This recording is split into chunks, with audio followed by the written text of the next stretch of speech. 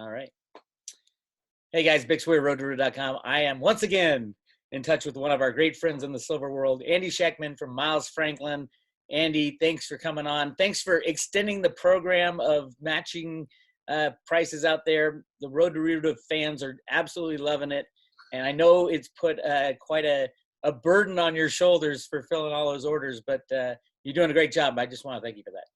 I want to thank you as well. It's been a burden of love. It's been great talking to all your people. It's amazing the following that you have, Bix. My phone is more or less a piece of smoldering plastic and cracked glass after the last month or so. But it's been great, and I want to continue to do it as long as I can. Things are accelerating so fast. It seems that people need to take this seriously, and I want to be here as long as I can to help everyone out. Your people especially. This is a great, obviously the coronavirus stuff and that the situation we're in with the end of the supply chain and all this things happening, the reversal of globalization is the reason, one of the main reasons I've said, get your assets in your own possession. If you got gold, you got silver, you got cryptos, you got three of the most important assets that the banks are going to rig it. The federal government's going to rig it. The central banks are going to rig it because they don't want you to see how important they are. But at the same time, it's so important to get it in your own possession. And Andy has helped out so many people with that on the Road to Ruta, and they're thanking you now, but they're gonna love you to death when the banking system falls apart and they find out, oh my God, my 401k has gone away, my silver ETF has gone away, my third-party storage even is on questionable, shall we say, because when everybody's fighting and scraping to survive, the first people at a guarded ETF guarding the vault, well, the vault guys, the guards have to feed their family as well. So yes, that's kind of a Mad Max scenario, but obviously Mad Max scenario is one of the scenarios we're looking at today, especially given all the military involvement now, the hiding of the actual numbers, the absolute ridiculous holding back of these tests. The test for the coronavirus, we should have had everybody tested in America by now, and we're literally hardly anybody has been tested. Well, that's the scary part about it, and that's kind of one of the things I really wanted to reach out and talk to you about. Use New York as an example. I have followed Chris Martinson for a little while, and the way that he explains it is case, cluster, boom. Meaning that, by the time you get the cluster, it's just a few days later, there's a boom. And you look what's happening in New York, and it's becoming a boom. And, the West Point Mint, the hub for the United States Mint is in New York. Now, it's not in New York City, but what happens if New York City is locked down? At what point does the U.S. Mint say, that's it, we're going to work skeleton crew? At what point does that supply chain get interrupted? Or the Royal Canadian Mint in Ottawa, or the Rand Mint in South Africa? These are all major concerns that I never saw coming. And it concerns me. Or how about something as simple as UPS, carrying packages? I think this is a real issue. And so I, normally don't like to tell people to hurry up and make a decision or I move, do. But you know what? I guess I don't know how excited I'd be about having a whole bunch of money floating around the system. My nephew, I said, you should go to cash. I said, what do you have to lose with your stock portfolio, your 401k? Go to cash. What do you got to lose? The only thing you have to lose is a little upside, but you have 12 years of gain, unabated. U.S. market's never seen a rally like that before.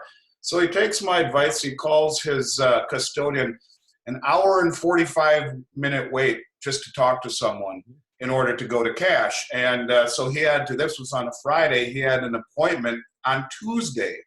Took him that long to schedule an appointment to make a call to go to cash. And, the illiquidity of the system, further underscoring what you talk about mitigating counterparty risk and having things in your own possession. It's great advice, Bix, really is. I would rather be 10 years early than 1 minute late in this type of situation. I don't regret the 20 years I've been fighting this fight. And I do have, actually, I want to talk about some news real quick about the silver market. And, everybody was all excited at the end of February. They thought, oh, this is it. We're getting up to $19. This is going to be the breakthrough. And then all of a sudden, prices collapsed down to under 17. I did a video this morning, and I'd like to show you guys a chart of what happened on the COMEX in that time frame. This is unbelievable. If you guys can see that, it is on February 25th. I think it's the most silver contracts ever traded on the COMEX in one day. I'm not sure of it. I haven't gone through the history, but it's 1.56 billion ounces of electronic silver were dumped on the market in one day. Let me show you another graph. Right there, that's the day, right at the top. And then just a week later, another 1.37 billion ounces was bought on the COMEX. So, and look at the day right there, the other spike right here, that other spike, that is pure manipulation. We all know who did it. If you follow Ted Butler, he's saying JP Morgan is this close to getting out of their silver short position.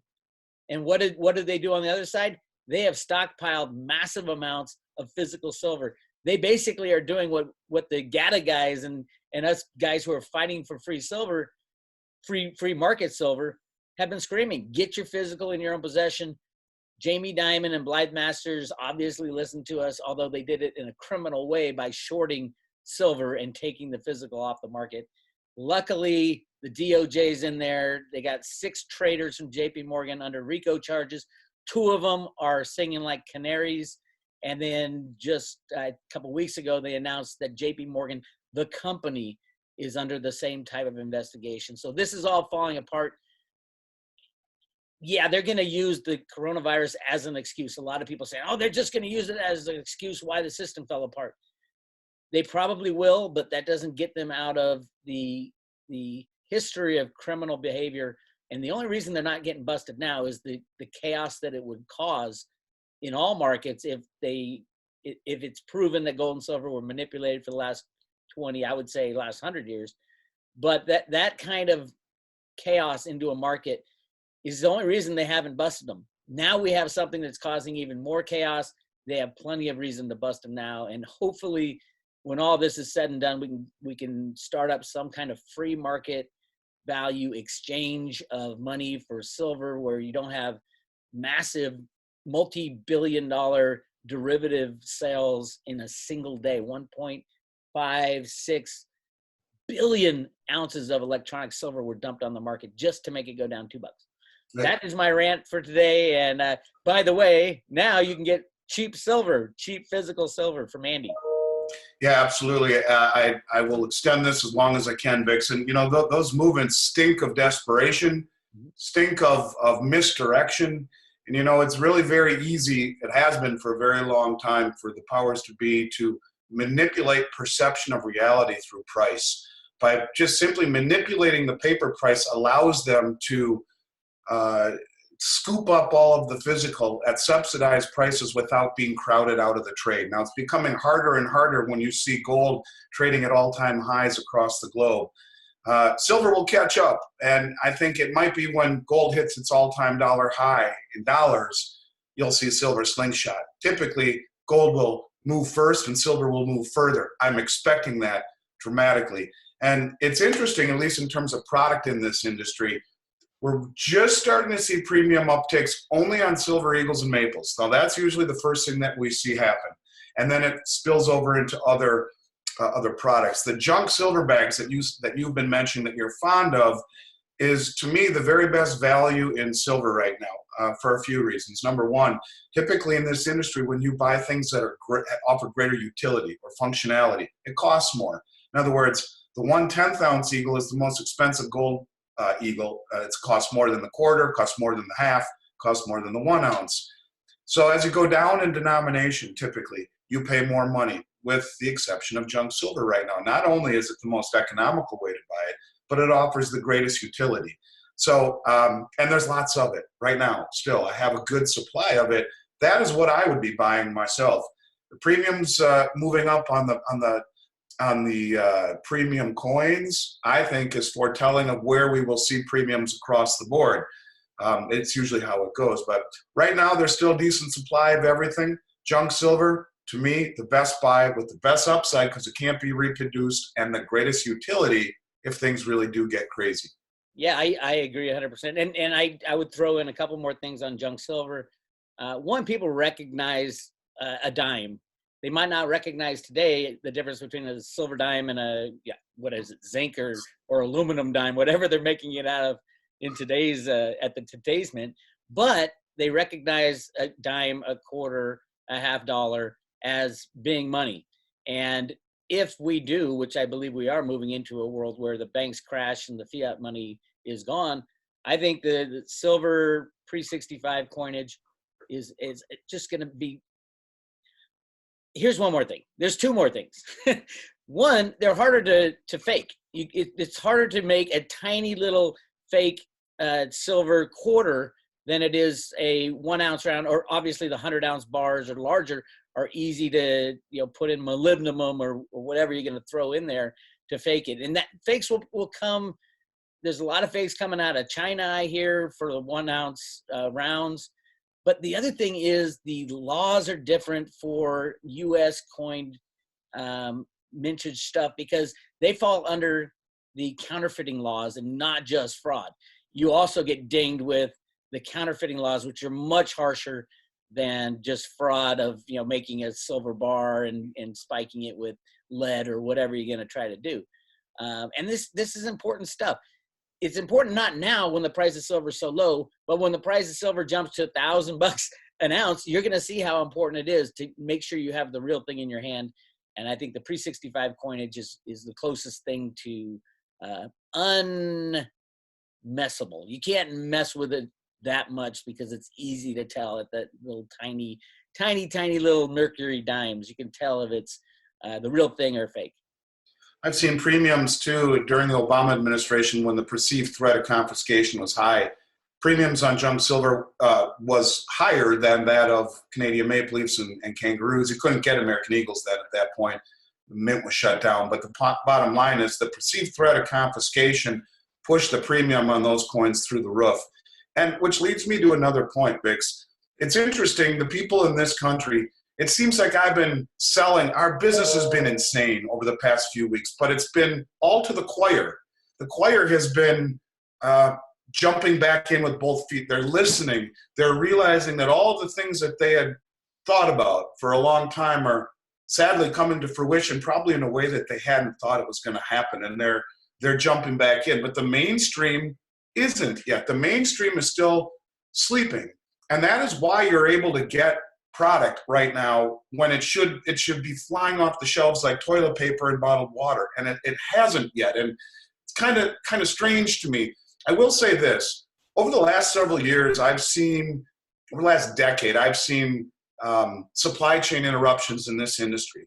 In a lot of the public speaking I used to do, that was the central theme of my presentation, that the market will identify itself less by high prices to the market will identify itself by high prices to the public, but by the people who are trying to buy product, it will be identified by inability to source it. That's really what I used to say all the time, because in good times, I used to see product supply chain interruptions. There are 5 major mints: US, Canada, South Africa, Australia, and Austria. When those 5 mints run into supply chain issues, it's game over. And I've seen a period of time in 2008, I'll just take your listeners back for 1 minute. In 2008, the price of silver went from 21 to 9. Now, you don't have to be a PhD in economics to understand that if something falls by 60%, it probably doesn't have good demand. Now, that would be the initial thought. You would think, well, heck, people are dumping the shit they're dumping it onto the marketplace, right? Paper, yes. Physical, no. Because within a few weeks of that happening, every single mint in the world, US, Canada, Australia, Austria, South Africa, Great Britain, China, they were all sold out of product, every single one of them. And the real price of silver was double what it was on paper. You couldn't find a silver eagle for less than $17, $18 with long delivery delays. Seen this repetitively. These were in supposedly good times. or times where we weren't worried about, going to public places or shaking hands. And so I've never sold precious metals based on fear, but I've never been scared. And I'm starting to become a little bit concerned, not only for my business, the supply chain from the mints or from the final end users or the distributors, like the mail service, FedEx, UPS. I'm also scared for my own family and my own health. So I think it's time maybe to to forget about price as much and just button it up and get some silver and gold before they start to fly off the shelf the way that toilet paper and bottled water has at Costco. I think it's going to happen. I agree 1,000%. And you want to be years early than a second late. I mean, the minute they stop, for example, Silver Eagles, great example, and you used a great example. And I was knee deep in the mints business back then, writing letters to everybody I knew because it was illegal for them to stop making the American Eagles. That's the way the law was written. They had to change the law because theoretically they should always be able to source the blanks. How? By offering more money. And it was very simple that the price was being held artificially low because there was no product available. And the U.S. Mint, my argument was they should be offering $20 when it went down to $9. They should be offering $20 a blank. By law, they were required to do that. And they didn't do that. And finally, about 6 months after all my letters, they changed the law. And they changed the law such that it's up to the Treasury Secretary's judgment if whether or not they're meeting demand, which was ridiculous. Because we all know that Steve Mnuchin can say, "Oh yeah, we don't need silver. That's why we're stopping the minting of Silver Eagles." That's going to happen again. As soon as people understand that, oh my God, what's happening to our monetary system? I don't have anything in my own possession. I got to get some silver. I got to get some gold. I got to get some cryptos in my own possession because third-party risk is off the charts today. There is not a bank on planet Earth that is going to survive the first quarter reporting. Remember, they're all leveraged lenders. When their assets go down, they lose 10 times what their bet was. So we got first quarter earnings reports. I mean, I'm sure they'll all be fudging it and faking it, but still, there's only so much you can do when your customers stop paying because they can't get the product to sell. They're in product. And Apple, go ahead. The one thing that I learned in that environment was that the paper price is meaningless. Mm-hmm. And it's like, do you want stock in Kellogg's or boxes of Frosted Flakes if things get bad? And I learned at that point right there that either the laws of supply and demand were being rewritten or that the paper price was irrelevant. And I see that happening. I see that happening so clearly going forward because right now the price of silver should not be nearly 1/100th of the price of gold. The price of silver should not be anywhere near $16.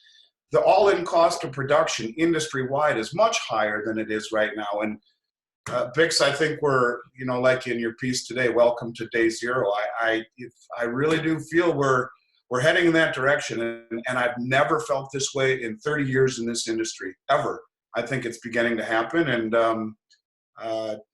God bless you for what you're doing and for shining a light upon what's happening. And that's why free time be damned right now. I'm happy to, work as hard as I can. Your listeners will tell you I'm emailing them at 12, 1 o'clock in the morning. I've been working till 7, 8 o'clock every single night. It's an honor to help your listeners. And they're all good people. And there aren't enough people like you doing what you're doing because there's still too many people that I know who are clueless to what's happening. And they're the ones who are going to be hurt and probably the ones knocking on my door when this all goes down as well. Absolutely. And let's not spend too much time talking about it. Tell people how to get in touch with you. I know there's a whole bunch that want to get their hands on physical silver, especially the crypto people who are saying, Bix, I didn't know silver's been manipulated for so many years. How do I get my hands on some silver? They've never bought silver. Why don't you give them your email, tell them how to get in touch with you and start this process because we can't wait on this. If you're a silver guy, if you're a crypto guy, get your assets in your own possession. We cannot wait. I mean, we are literally on the brink of total collapse economically. these banks are, remember, the banks are leveraged. And leverage is great going up. You make 10 times the amount of money. Coming down, you lose 10 times the amount of money. And that's why Jamie Dimon had a heart attack, in my opinion. So why don't you tell people how to get their hands on some physical silver? So all they got to do is email me personally at andy@milesfranklin.com. I'll reply to every email, andy@milesfranklin.com. I'll reply to every email immediately, and I will or forward it on to one of my dedicated brokers specifically for your clients, your listeners, and we'll give them the best price in the country. We'll do this for as long as we can, make sure it's the best service and the best price. And again, Bix, you know, everyone's been talking about this just-in-time supply chain, and I guess until just recently it didn't hit home that we're just as affected by the just-in-time supply chain as Costco is. We're all reliant upon a delivery system, a network of dealers and transportation to get the silver to the end user. And I'm concerned that that's going to break down. I really am. I don't know if you saw, Italy just today suspended all mortgage payments. The government said no one has to pay their mortgage anymore in Italy right now because what does that do to the banker? What does that do to the That's banker? off a chain reaction. Exactly. So it's getting real. It's getting real for me, and that's why I suggested that we chat. And I again just want to thank you for trusting me with your listeners, and for your listeners, I'll make sure that I extend the red carpet and personally respond to everyone, and look forward to doing so, and hopefully circling back with you again before too long. And of course, stay healthy, and look forward to seeing where this takes us. Absolutely, absolutely. And you guys, again, you want to be early rather than late. At some point, Andy's going to answer his email and say, sorry, we can't ship anything anymore because the bank shut down, or because the UPS system isn't flowing anymore because they found virus on packages and things like that. So that's going to happen. If he can ship, he'll take your order. If he can't ship, he's not going to take your order. So one more thing just came to my mind, Bix. You know, every dealer in America, you know how they hedge their business. They hedge it on the COMEX. Mhm. And if the COMEX blows up, there's no more physical precious metals industry because no one can hedge anything. And you have to hedge. You can't speculate as a dealer. You go out of business. You have to remain market neutral. All of these lynch points that you've been talking about for so long now really make sense, because this is something that can disrupt everything. Absolutely. And if dealers can't hedge, they're going to price in a hell of a lot higher premium than what you can get today. So make sure you do it today. Well, I can't tell you I'll sell you 100 ounces for X, and if X is moving up exponentially. So that's why you have to hedge your position. Anyways, I think it's for real, and I think time is of the essence, and I will make sure that I'm available for your listeners. So thanks for trusting me, Bix. I won't let you down. Hey, thank you, Andy. Again, Andy@milesfranklin.com. Send him an email and buy your silver today. Andy, we'll talk again soon. Thank you, buddy. Appreciate it. You take care. Be healthy. All right, we're good. Thank you, brother. You're welcome. I will. I'll keep you in the loop, and keep doing what you're doing. I don't say that shit for the hell of it. I mean it, Bix. I know. You're a special guy, and the more I watch you, the more I feel like you're my brother. So just keep doing what you're doing. Stay healthy, and God bless you. And I'm always here. I'll keep throwing pings at you to let you know what's going on. Sounds good. You guys, you take care, and hopefully you'll get really busy real fast. Oh, I will. I guarantee you. I've already warned all my brokers and my suppliers. So we're ready for you. All right. Later, brother.